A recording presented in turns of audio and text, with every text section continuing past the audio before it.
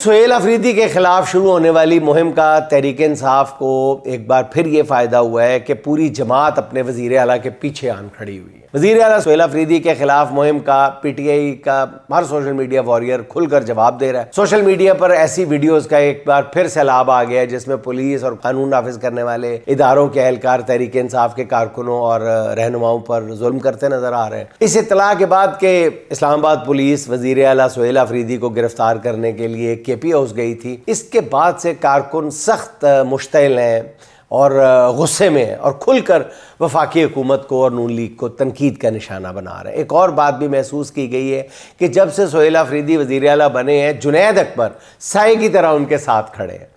वो वरना आपने इसी जुनैद अकबर को कब देखा था साबिक वज़ीर आला साहब के साथ, गंडापुर के साथ कब देखा था? 2 या 3 मरतबा देखा होगा। अब वो साए की तरह वज़ीर आला के साथ चिमटे हुए हैं। वो अपने वज़ीर आला के हर इक़दाम का न सिर्फ दिफा करते हैं बल्कि कोशिश करते हैं कि हुकूमत और पार्टी क़यादत के हर अमल में एक यकसानियत पैदा की जाए, कोहेरेंस पैदा की जाए।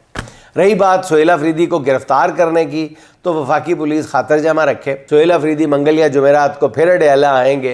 इस्लामाबाद पुलिस ने जो सांप निकालना है उस वक्त निकाल लें।